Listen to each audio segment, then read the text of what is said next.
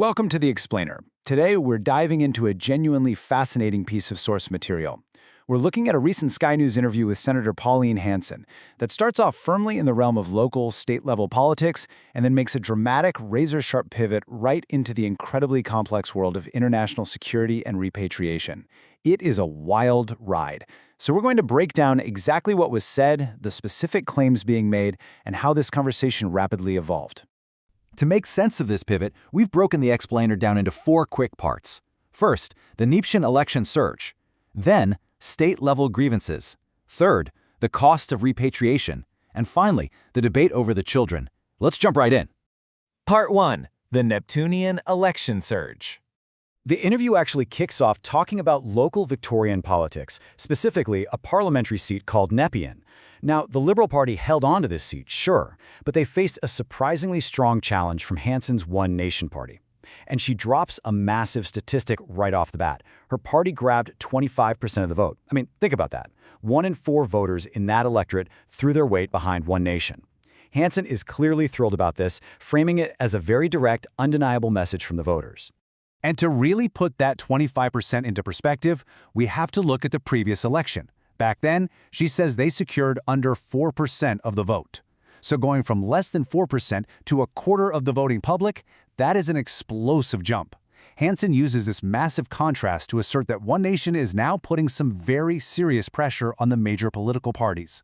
Her argument is basically that this surge proves they are stepping up and is forcing the major players to, as she put it, get your act together. But what actually caused this sudden surge in support? Well, that brings us to part 2, state-level grievances. During the broadcast, Hanson doesn't just celebrate her numbers. She rattles off a rapid-fire list of very specific, local frustrations that she claims are driving voters right away from the major parties. We're talking about a massive state debt of $190 billion. She points to a 3,000-person policing deficit, noting that local stations are actually being shut down. Then there are the high land taxes, which she says are a huge burden. Add to that the frustrations from the farming sector, where she claims land is being swallowed up for transmission lines, and finally, escalating crime. She bluntly states that people down there just don't feel safe anymore.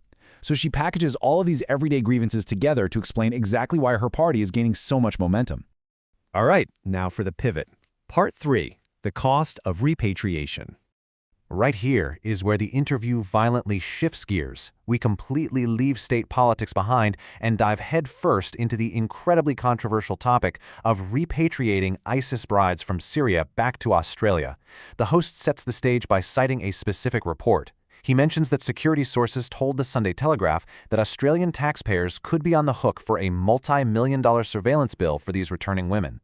And just like that, the debate shifts entirely to national security and the burden on the taxpayer. And the numbers they discuss here are genuinely staggering. The host points out that keeping tabs on these returnees could cost upwards of $2 million per person every single year. Let that sink in. $2 million. He explains that some of these individuals might literally require 2 dedicated officers watching them around the clock, 24/7. When the host asks Hanson for her reaction to this, she doesn't mince words. She says she is so angry about this. But Hanson doesn't stop there. She immediately throws her own financial math into the mix. She claims that if these individuals eventually move out into the wider community and end up needing welfare assistance, while taxpayers are looking at another $45,000 a year per person. Throughout this segment, she keeps hammering the host with the same question. Why the hell are we picking up this? Why are we paying for this? Now, beyond just the staggering costs, Hanson lays out a much broader, harder ideological stance. She claims she released info weeks prior showing that accommodation was already being prepped for these returnees at a Silverwater center.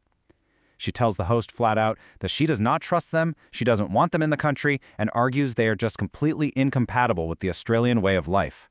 Furthermore, she insists they will never, ever, ever get employment, meaning the taxpayer is stuck footing the bill for life. Her final point here is strategic. She argues that bringing them back sends a terrible, weak message to other radicals, basically signaling that you can go overseas, join a radical terror group, and Australia will still welcome you back with open arms.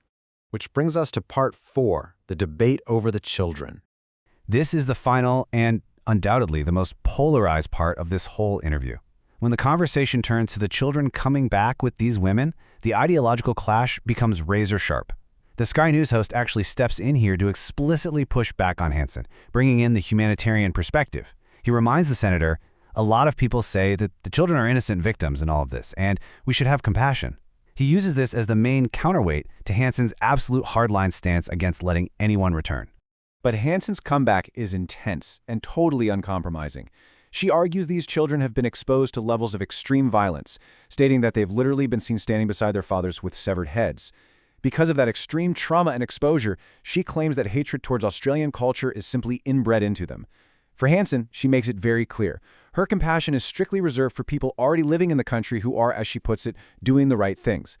The interview then wraps up with a highly provocative challenge. Hanson essentially tells anyone advocating for these families to return to put their money where their mouth is.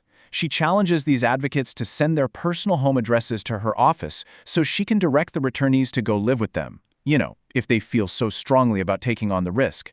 It's a tense moment, but the host manages to diffuse it just a bit at the very end, joking that he's pretty sure MP Tony Burke, who is a political opponent of hers, won't be sending his address to the senator anytime soon.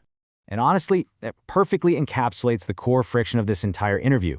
We've got a politician riding high on local, state-level frustrations who then takes that exact same unapologetic hardline rhetoric and applies it to a deeply sensitive international crisis. This source material leaves us with a massive question to chew on. How do policymakers balance the potentially immense financial and security costs of repatriation, the millions of dollars and 24/7 surveillance, against deep-seated humanitarian expectations and basic compassion for children caught in war zones? It's a deeply complex, polarizing policy debate, and this interview shows us exactly where the battle lines are drawn. Thanks so much for joining me for this explainer. Keep asking those tough questions, and I'll catch you next time.